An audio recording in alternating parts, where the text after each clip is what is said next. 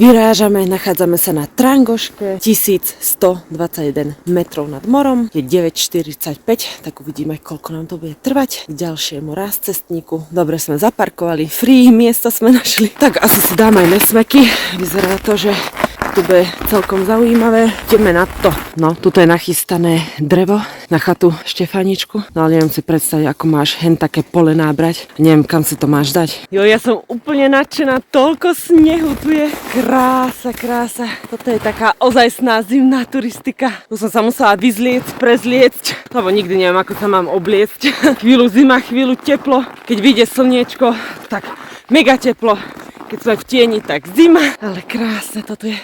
Veľa skialpinistov je tu. Keď idú dole, tak sa im musíme uhýbať. Máme tu prvý cestník k jaskyni mŕtvým netopierom, 1400 metrov nad morom. Trvalo nám to 40 minút, takže 10 minút sme ušetrili. Prevýšenie 280 metrov. Dáme si tú mini pauzičku. Maťa si dáva už tú vajcovečku, čo sme si predtým napustili. Idem si dať opalováčik, 50-ku.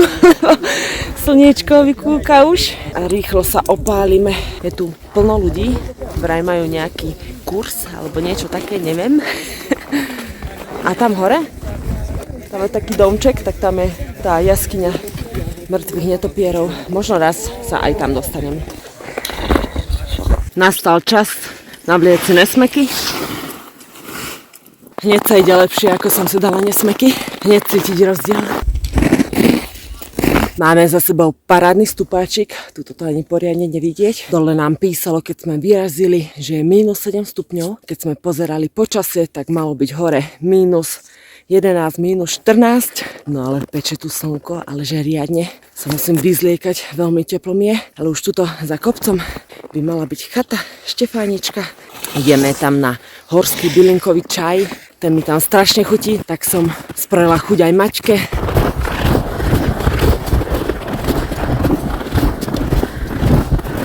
A sme pri chate generála Štefánika, 1728 metrov nad morom. Malo nám to sem trvať hodinu. My sme to zvládli za 45 minút, takže super, máme tu úžasné výhľady. A ja som tu bola pred pár mesiacmi, keď som išla cestu hrdinou SMP. Ak si ju ešte nepozrel, tak tu dávam odkaz. Kúkaj, už mám svoj čajíček. Veľmi dobre voní a neviem, čo je to zač.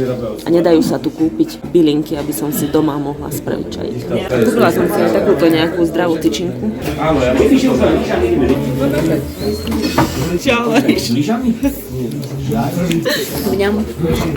Asi je to na mňa moc zdravé. Čakáme v rade. Na čo čakáme, Maťuška? Cik, cik. Cik, cik.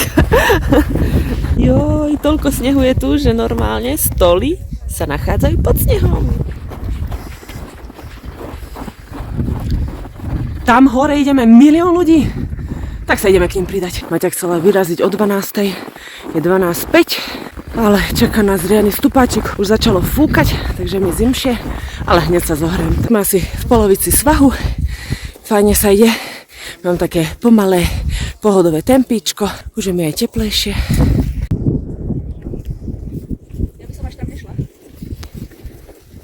Už vidím vrchol, už len pár metrov. Fučí, už je mi zima, ale nádhera.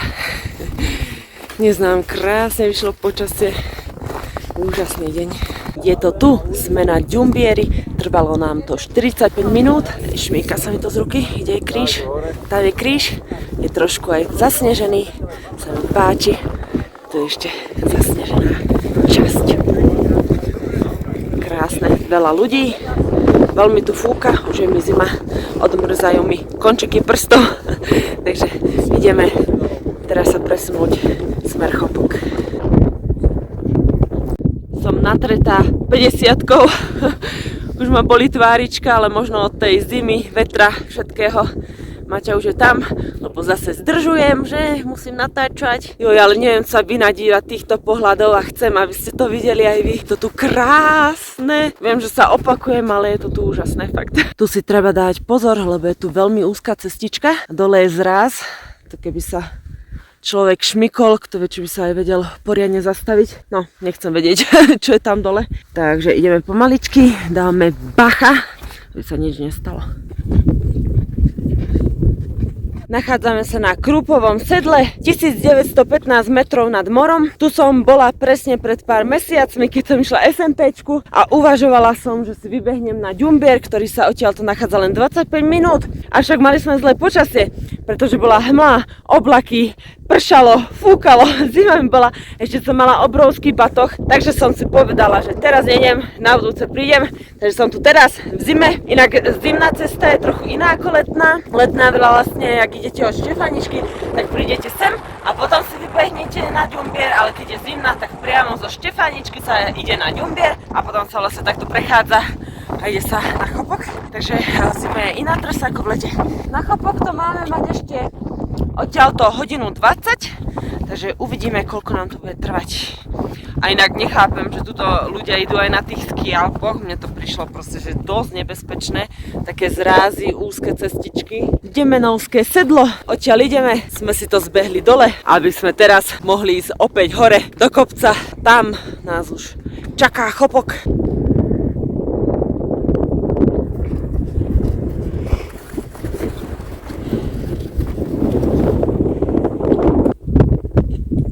Ráno som spomínala Maťke, že som strašne chcela vidieť kamzíkov a tu sú. Som videla ľudí, že niečo fotia. Mi bolo hneď jasné, že sú to kamzíky. Posledný kopček.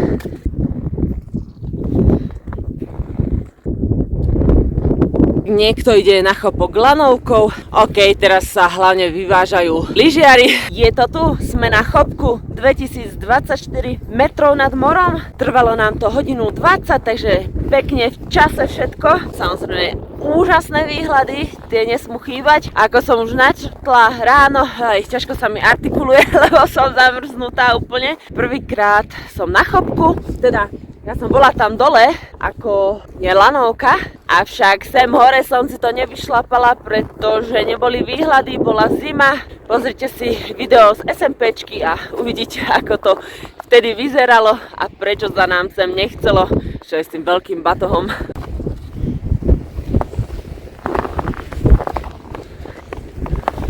Prišli sme navštíviť draka Demiana. Sme hore na rotunde Chopok. Sú tu úžasné výhľady. Ja neviem, že to všade hovorím, ale proste je to tak. Toto sa mi páči, ako je to tam zamrznuté. Meteostanica zamrznutá. Tam výhľady z každej strany sú lyžiari. No ale mega veľa snehu je tu. Ani nevidno stolčeky. No a keď prídem až sem, tak som proste vyššie ako tieto chrániče. Takže by som vedela aj padnúť, takže nebezpečné, treba si dať bacha. Maťa už je na chate kamennej, lebo už je hladná, zima jej bola a ja utekám už za ňou, aby som nezdržovala. Tomuto sa hovorí buchtisko, akože mega je to obrovské, nejak na porovnanie, však to je jak moja ruka, že wow. Musím povedať, že som trošku sklamaná, pretože sme došli na chatu za 5:04 a o 4:00 hlásili, že 4:15 máme vypadnúť. Takže rýchlo sme museli si zjesť jedlo, vypiť pol-litrový čaj. Takže ma akože trošku nahnevali, sklamali, ako to popísať. Toto sa proste nerobí, mali nám to hneď povedať, keď sme si objednávali a nikde to nevidím napísané, že proste o 4:45 vyhadzujú ľudí a všetci musia odísť a nemôže sa človek v kľude najesť. Sme si tam chceli oddychnúť, však celý deň šlapeme. No tak čo už no, tak ideme už dole. Mohli sme im tam nechať viac peňazí, ale nás vyhodili. Tuto je zjazdovka a my ideme pri krajnici, lebo tu sa dá chodiť, neničíme im nič, len sme trošku zablúdili, lebo žltá ide trošku inakadiaľ a nevieme kadiaľ presne, takže nevieme, koľko nám to bude trvať. Tam dole sa potrebujeme dostať.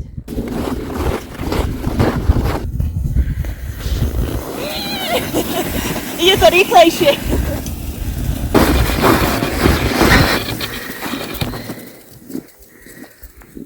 Nikde nikoho, sme tu len my dve s Maťou, takže si to tu vychutnávame. Parádička. Našli sme starú lanovku. Tu sú nové lanovky. Čakáme na západ slnka. A aha, tam je už ratrak, pravé dráhu. Ale chcem vám ukázať, kadiaľ sme išli. Tam sme išli hore.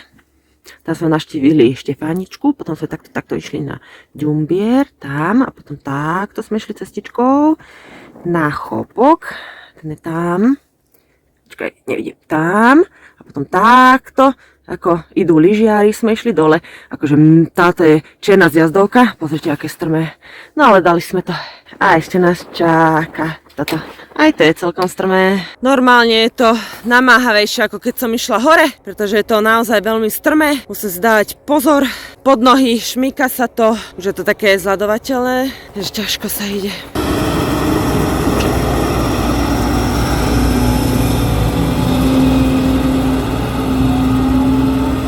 Sme pri smerovníku, takže cez jazdovku sme to dali za hodinu dole a ešte tu máme 15 minút na Trangošku, kde máme zaparkované autíčko. Maťa už chilluje. Ideme sa pozrieť, aký parádny výhľad tu má. Môže byť? Čo hovoríš? Výborné. Hotovo, finito, zvládli sme to, prežili sme to. Som úplne opečená, mega červená, v tomto svetle to nevidieť. To som aj natretá, preto sa tak lesknem. Bolí ma to, vyštípaná a ešte aj poboskaná od slniečka. Trvalo nám to 8 hodín, podľa mapiek nám to malo trvať 7 hodín, ale za to, že sme proste tam pauzičkovali, hen tam fotili sa, takže myslím, že akože dosť dobre. A spravili sme 16 km, bol to taký okruh krásny. No a Maťka, čo hovoríš? Úplne super. Super. A ja som veľmi rada, že sme tu boli. Fakt sa mi to páčilo. Úžasné výhľady, ako krása. Ja som sa fakt bála, že či sa mi budú páčiť tieto zimné turistiky, ale páči sa mi to. Teším sa na ďalšiu.